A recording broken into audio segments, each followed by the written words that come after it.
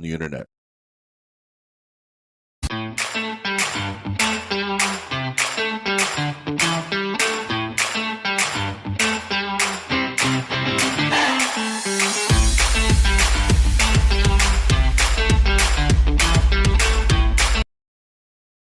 We're back.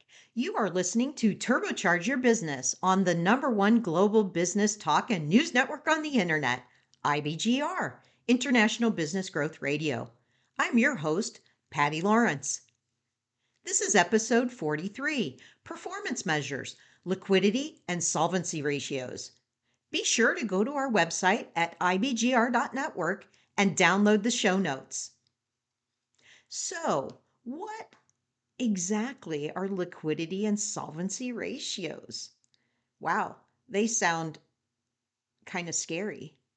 Well, again, we'll go back to it's a performance metric. It's a business performance metric measure.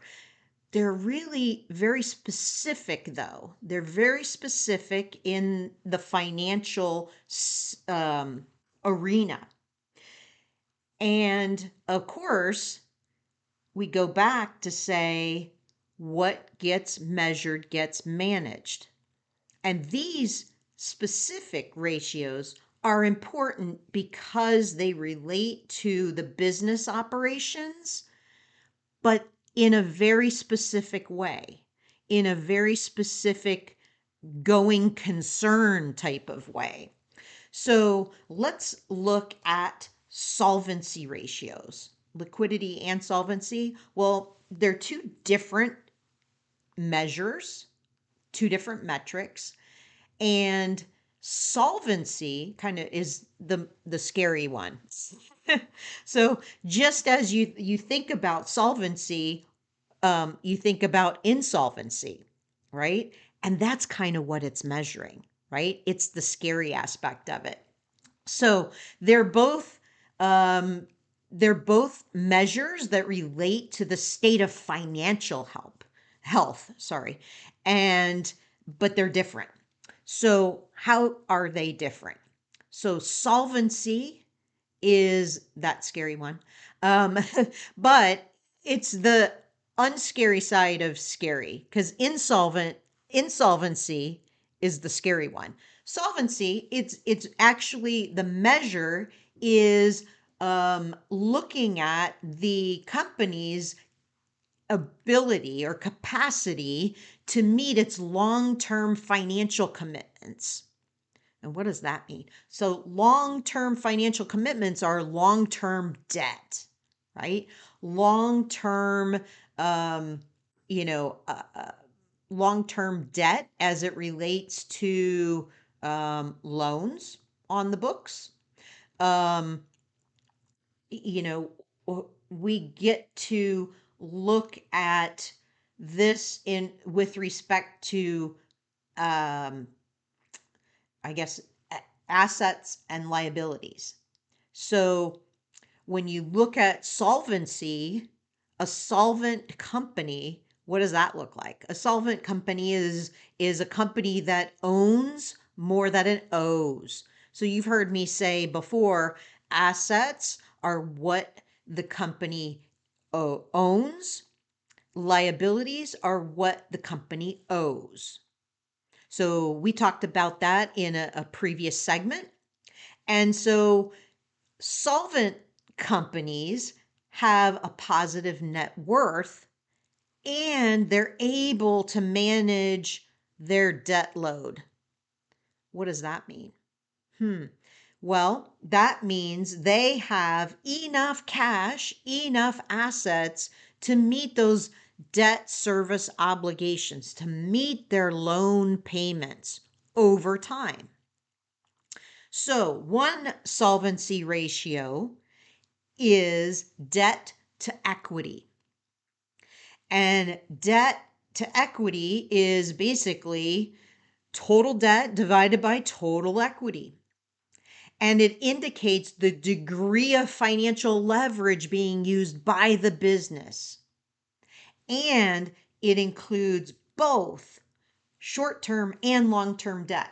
So it is, we'll call it fully loaded, right?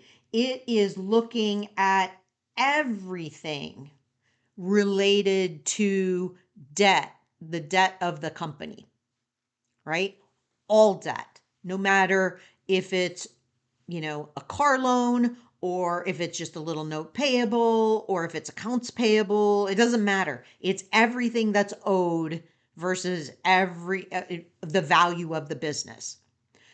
Because banks want to know that, right? Banks want to understand. That's a big one for banks. When you go to get a loan, they want to understand how leveraged are you currently, because they're going to add to that, right? They're going to add more debt on your balance sheet if you're going for a loan.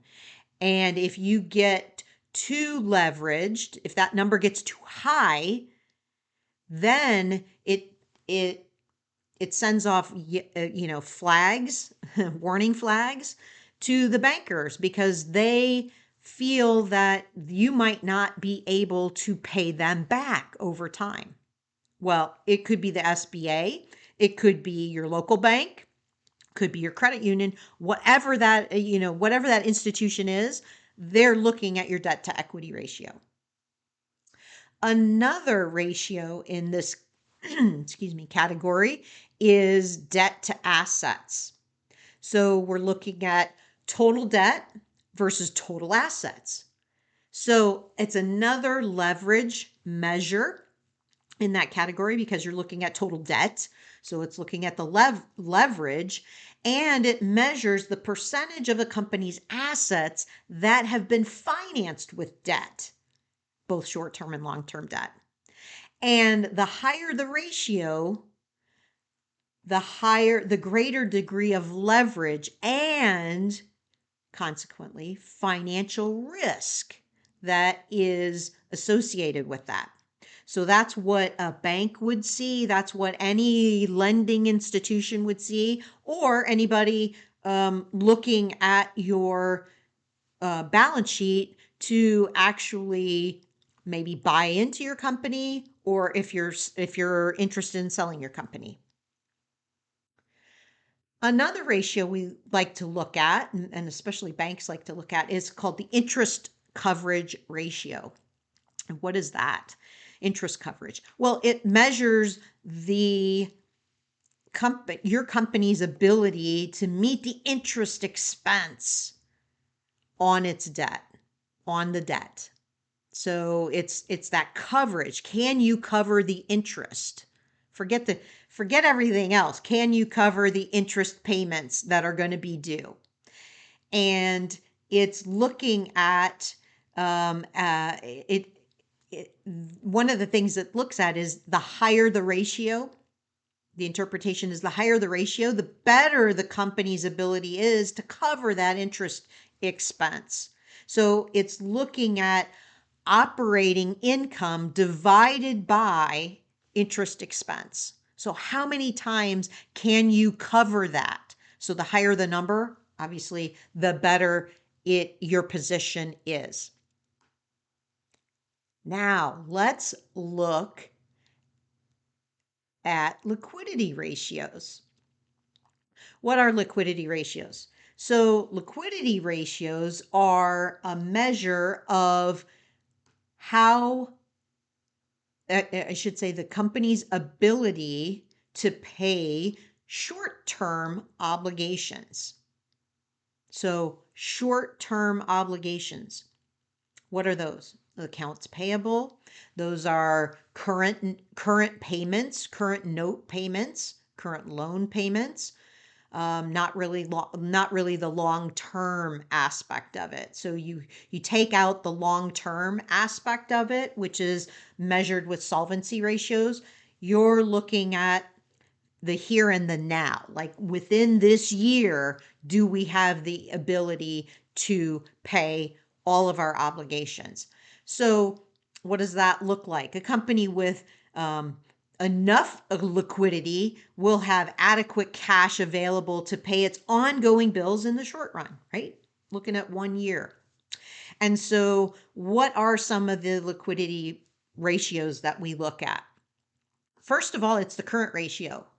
And what is that? So we go back to our balance sheet talk about current ratio. So current ratio takes into account current assets and current liabilities. So what does that look at? Well, the current ratio is a measure of the company's ability to pay off its current liabilities, right? Current liabilities are payable within 1 year, 12 months, with its current assets, such as cash, accounts receivable, and inventories if your company has that. So it's the highly liquid stuff in your business, right? The cash, right? Accounts receivable, that comes in pretty quickly in terms of cash, right? It can convert to cash. And the higher the ratio, the better the liquidity of your company. And then we have another measure called the quick ratio.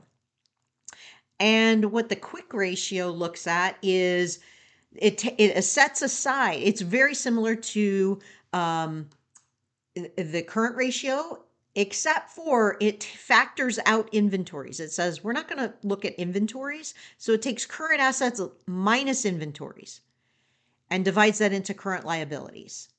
So that's what you're looking at. And it really measures the company's ability to meet its short-term obligations with its most liquid assets, because inventories take a little bit of time to convert over.